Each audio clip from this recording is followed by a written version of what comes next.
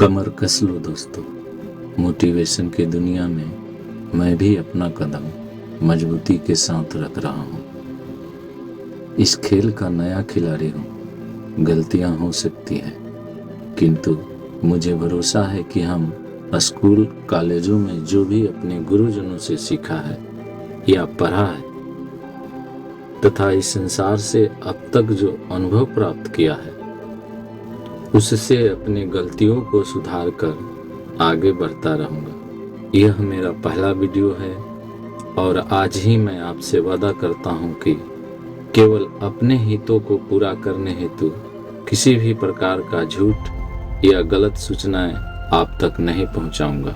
Video बनाने हेतु जब भी मैं अपने बुद्धि या अपने कलम का इस्तेमाल करूंगा तो उसमें आपके हित और आपके भावनात्मक जुड़ाव का भी पूरा ध्यान रखूंगा। दोस्तों, जीव चाहे धरती पर रहने वाला हो अथवा जल या आकाश में, उसका हमेशा से ही एक उद्देश्य रहा है और वह है अपने साथ साथ समाज का विकास।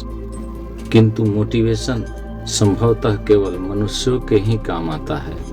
यह आज का नहीं बल्कि हजारों वर्ष पहले से ही मानव को मोटिवेट करने का इतिहास रहा है। मैं मोटिवेशन पर बात करूं इससे पहले महाभारत काल के दो पात्रों का वर्णन करना आवश्यक समझता हूं। पहला, महात्मा विदुर।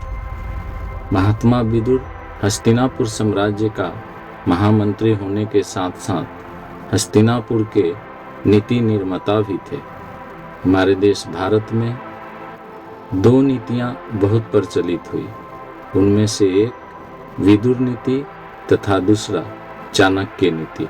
स्वाभाविक है, विदुर बुद्धिमान होने के साथ साथ दूरदृष्टा भी होंगे, तभी उन्हें इतना बड़ा पद मिला होगा। दूसरे पात्र की बात करूं तो वो थे धर्मराज युधिष्ठिर।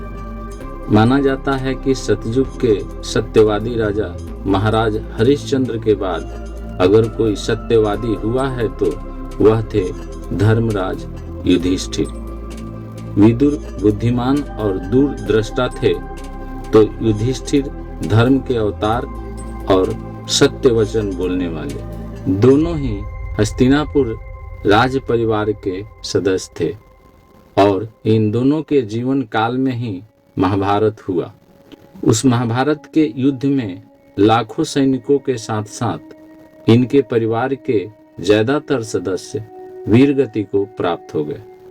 दोस्तों, इस प्रसंग के वर्णन मैं इसलिए किया ताकि आपको यह समझने में सहूलियत हो सके ताकि आप कितना हो चतुर हो अथवा विद्वान, आपके आसपास के लोग और उन लोगों के द्वारा किया जाने वाला कार्य आपको भी प्रभावित करता है।